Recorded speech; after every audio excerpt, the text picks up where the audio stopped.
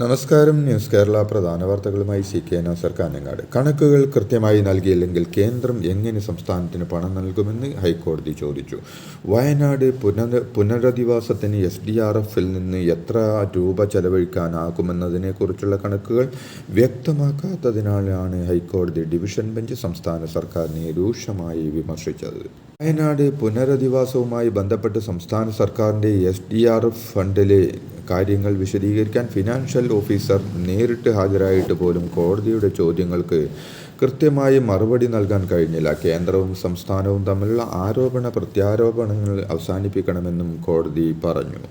വയനാട് പുനരധിവാസ പാക്കേജ് വൈകാൻ കാരണം സംസ്ഥാന സർക്കാരാണെന്നും വരവ് ചെലവ് കണക്ക് പോലും സംസ്ഥാന സർക്കാർ വ്യക്തമാക്കുന്നില്ലെന്നും BJP സംസ്ഥാന അധ്യക്ഷൻ K. സുരേന്ദ്രൻ പറഞ്ഞു. വയനാട്ടിൽ ഹർത്താൽ നടത്തിയ LDFും UDFും ജനങ്ങളോട് മാപ്പ് പറയണം.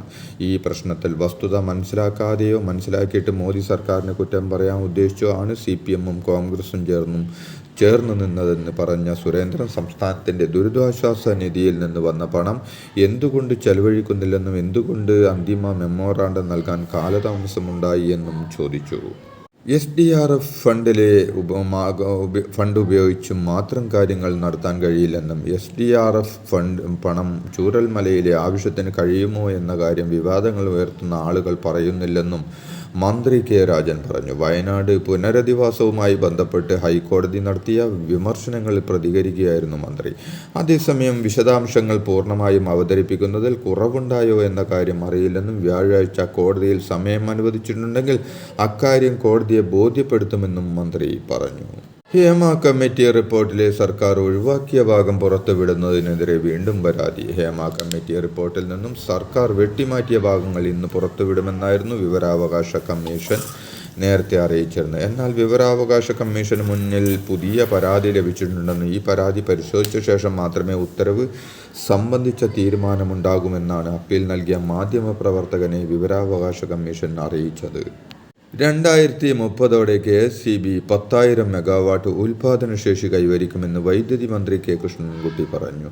കേരളത്തിൽ നിലവിൽ ആവശ്യമുള്ളതിൻ്റെ 30% വൈദ്യുതി മാത്രമേ ഉൽപ്പാദിപ്പിക്കുന്നുള്ളൂവെന്നും ബാക്കി 70% അധിക വൈദ്യുതി പുറത്തുനിന്ന് വാങ്ങുകയാണെന്നും അദ്ദേഹം പറഞ്ഞു. പരിസ്ഥിതി പ്രശ്നങ്ങൾ ഉന്നയിച്ചുള്ള എതിർപ്പ് മൂലം പല ജലവൈദ്യുത പദ്ധതികളും പാതിവഴിയിൽ ഉപേക്ഷിക്കേണ്ടി വന്നുവെന്നും ജലവിഭവശേഷി വേണ്ടവിധം ഉപയോഗപ്പെടുത്താൻ സാധിക്കുന്നില്ല എന്നും മന്ത്രി പറഞ്ഞു. പുതുതായി നിർമ്മിച്ച കൊപ്പം ഇലക്ട്രിക്കൽ സെക്ഷൻ ഓഫീസ് മന്ദിരം ഉദ്ഘാടനം ചെയ്ത് സംസാരിക്കുകയായിരുന്നു മന്ത്രി.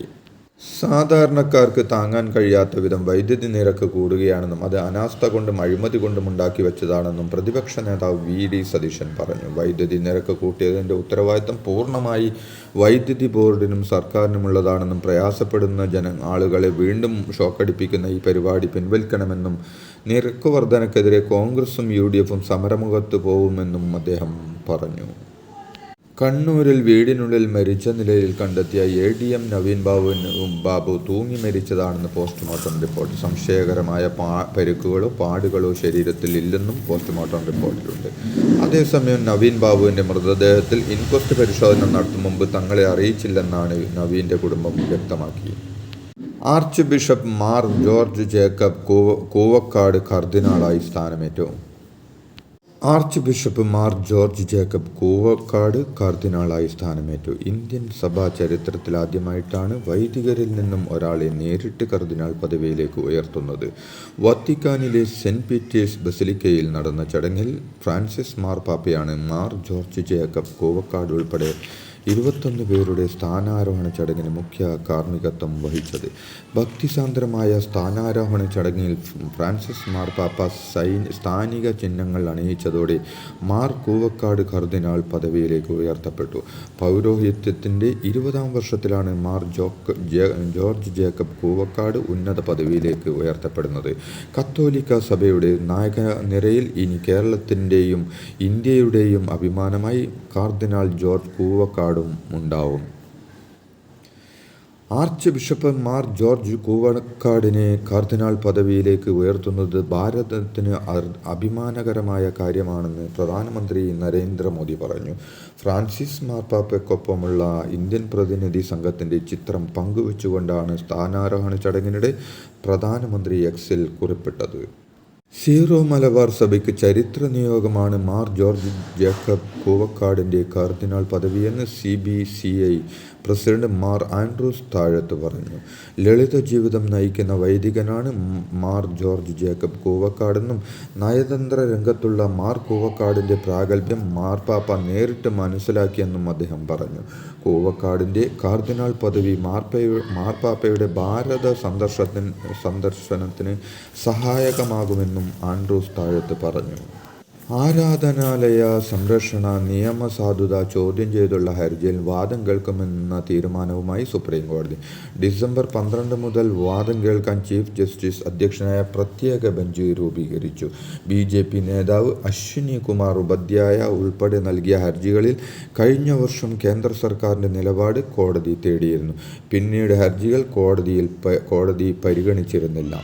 ചൂരൽമലയിലെ മനുഷ്യരുടെ കണ്ണീരൊപ്പാൻ ഒരുപാട് സഹായങ്ങൾ വേണ്ടിവരുമെന്നും അതിനു വേണ്ടിയുള്ള പണം തരാൻ തയ്യാറാവുമോ ഇല്ലയോ എന്ന് കേന്ദ്രം പറയണമെന്നും റവന്യൂ മന്ത്രി K. രാജൻ പറഞ്ഞു. ചൂരൽമല മുണ്ടക്കൈ പുനരധിവാസ വിഷയത്തിൽ ഹൈക്കോടതിയുടെ വിമർശനത്തോട് പ്രതികരിക്കുകയായിരുന്നു മന്ത്രി.